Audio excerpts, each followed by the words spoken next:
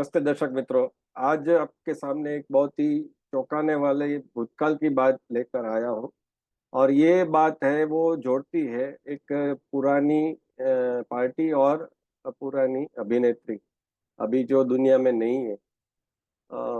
बात ये है कि श्रीदेवी बहुत ही ख्यातनाम अभिनेत्री और बहुत प्रसिद्ध अपने डांस के लिए, अभी अपने अभिनय के लिए, अपने रूप सौंदर्य के लिए और खास तौर पर अकेले अपने शक्ति पर फिल्म चला सकती थी वो। तो ऐसी अभिनेत्री है और उन्होंने काफी अच्छी, बहुत ही अच्छी फिल्में दी। तो उनकी और राजीव गांधी दोनों में क्या कनेक्शन था और क्या श्रीदेवी ने राजीव गांधी जी के लिए पूरी रात डांस किया था, ये बहुत चौंकाने वाली बात है। और क्या ये डांस उनके पिताजी यानी कि श्रीदेवी जी के पिताजी के अय्यप्पन उनको तमिलनाडु में टिकट दिलवाने के लिए था, ये मैं नहीं कह रहा। लेकिन उस समय स्टारडस्ट नाम का एक मैगजीन आता है। उस समय स्टारडस्ट ने ये स्टोरी की थी और ये बात है 1989 के आसपास की, 1989 के आसपास की। और स्टारडस्ट ने अपने कवर पर क्या लिखा था? स्टारडस्ट ने अपने कवर पर लिखा था कि revealed the night Sridevi dance for Rajiv Gandhi. तो उन्होंने साफ साफ स्टारडस्ट के कवर पर ये हेडिंग दिया था, यानी उन्होंने पॉलिटिशियन का नाम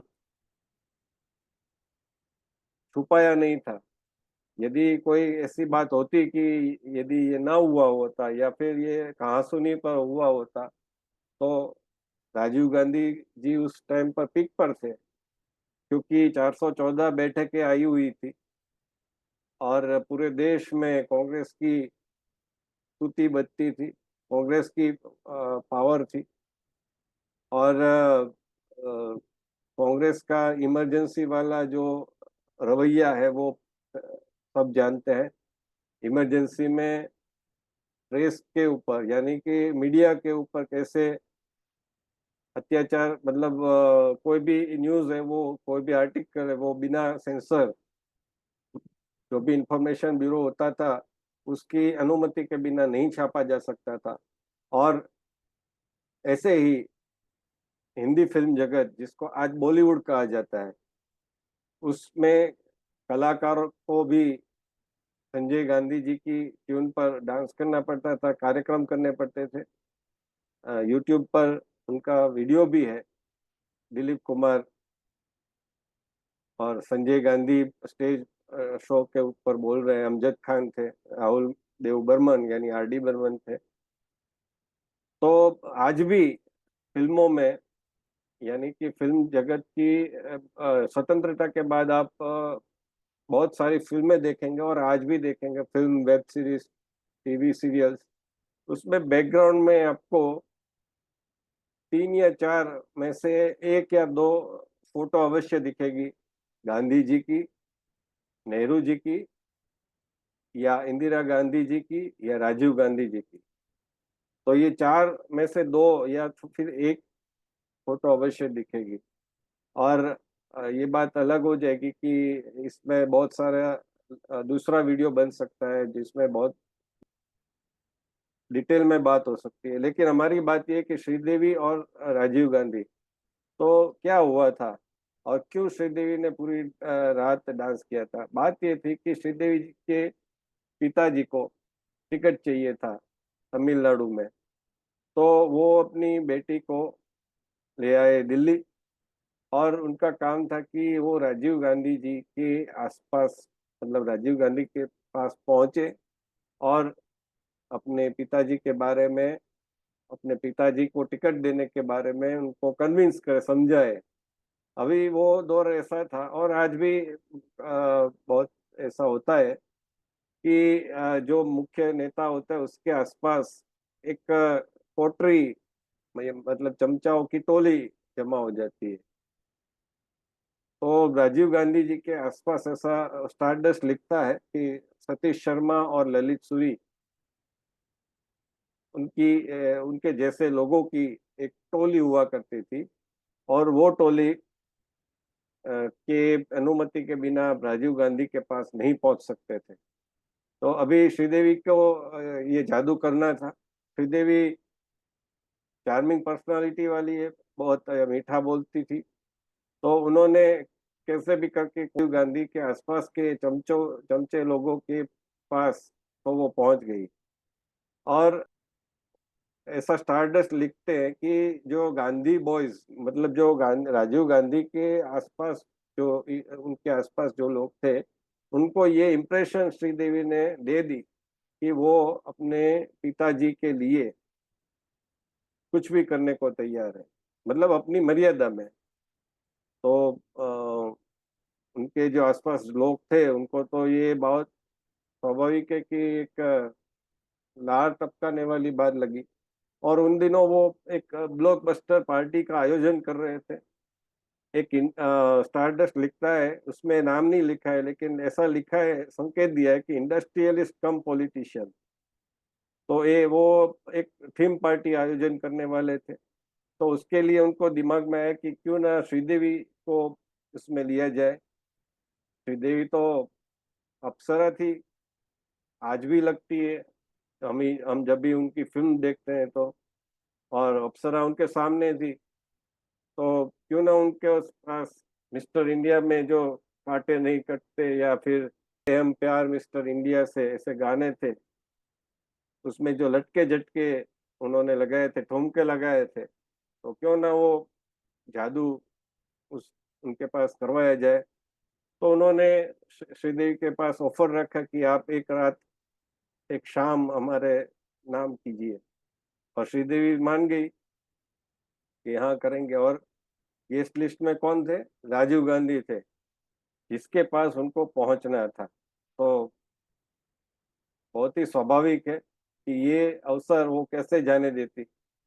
तो उन्होंने उस इंडस्ट्रियलिस्ट कम पॉलिटिशियन को कह दिया कि हाँ, चाहे वो आंधी आए, चाहे वो तूफान आए, कैसे भी करके मैं आऊंगी, आऊंगी अवश्य।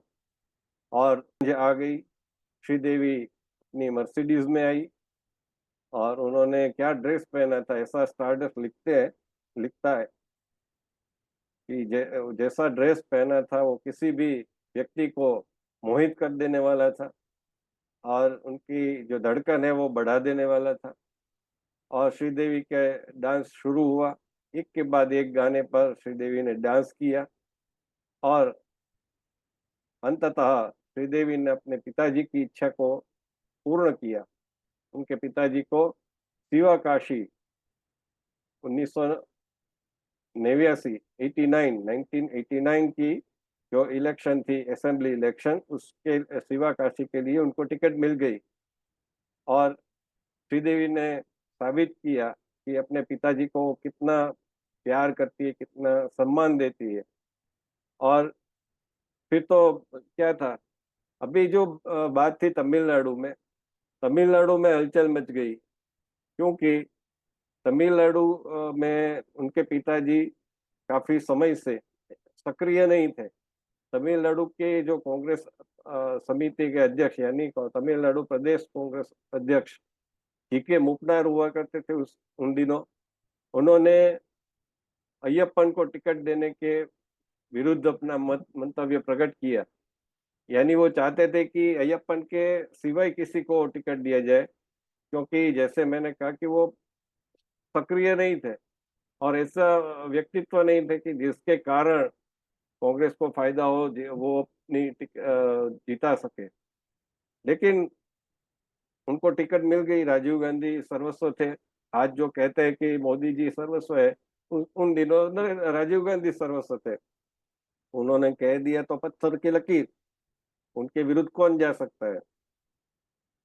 अभी श्रीदेवी, इसके कारण ऐसी चर्चा चल पड़ी कि स्वाभाविक है कि श्रीदेवी जी के पिताजी को टिकट मिला है, तो अवश्य श्रीदेवी को भी कैंपेन के लिए बुलाया जाएगा, चुनाव प्रचार के लिए बुलाया जाएगा। और इतना ही नहीं, श्रीदेवी अपने पिताजी के लिए तो प्रचार करेगी ही करेगी, लेकिन पूरे राज्य में प्रचार करेगी। किंतु श्रीदेवी बहुत ही सधी हुई व्यक्ति थी।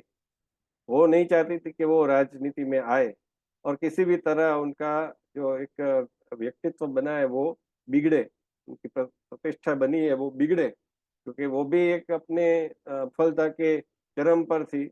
मध्याह्न पर उनका सूर्य है वो तप रहा था। तो उन्होंने क्या किया, उन्होंने सिर्फ अपने पिताजी के साथ वो प्रचार के लिए निकली, लेकिन उन्होंने एक भी चुनाव सभा अपने पिताजी के लिए भी नहीं की, कांग्रेस के लिए तो दूर की बात है। तो उन वो 3 या 4 दिन अपने पिताजी के साथ रही और उनके साथ में चुनाव प्रचार में हिस्सा लिया, केवल अपने मुँह दिखाया ऐसा कह सकते हैं। और जो जीके मूपनार जी को संदेह था वही हुआ। अय्यप्पन है वो डीएमके के पी श्रीनिवासन उनके सामने 5,000 मत से पराजित हो गए और उनके साथ ही अय्यप्पन जी की राजनीतिक महत्वाकांक्षा का भी अंत हो गया। और श्रीदेवी ने उस समय तो चुनाव प्रचार नहीं किया, लेकिन 2014 में अपने पति बोनी कपूर के साथ राष्ट्रीय लोकदल के अभ्यर्थी अमर सिंह के लिए उत्तर प्रदेश की फतेहपुर सीकरी में प्रचार जरूर किया था। वो 14 का लोकसभा का चुनाव था, तो उन्होंने ये एक बार प्रचार अवश्य किया था। तो ये बात आपको कैसी लगी, ये वीडियो कैसा लगा? आप मुझे आशा है कि इसको लाइक करेंगे, कमेंट करेंगे, सब्सक्राइब करेंगे, शेयर करेंगे, क्योंकि ये एक बहुत ही जानने वाली बात है कि टिकट कैसे मिलते हैं राजनीति में, कि आप एक रात पूरा डांस कर दो, मोहित कर दो, प्रसन्न कर दो, तो आपके पिताजी को टिकट मिल सकती है। और ये मैं नहीं कह रहा हूँ, ये स्टारडस्ट ने उस समय स्टोरी की थी। और जैसा मैंने बताया कि आज भी यदि कोई ऐसी बात कह देता है तो डिफेमेशन का सूट हो जाता है, लेकिन उस समय तो कांग्रेस की पूरी सत्ता थी, तो स्टारडस्ट के विरुद्ध उन्होंने कोई केस नहीं किया था। तो स्वाभाविक बात है कि इसमें कुछ ना कुछ तो तथ्य रहा होगा। तो आप अपने मंतव्य भी बताइए कि आपको ये वीडियो कैसा लगा। नमस्कार।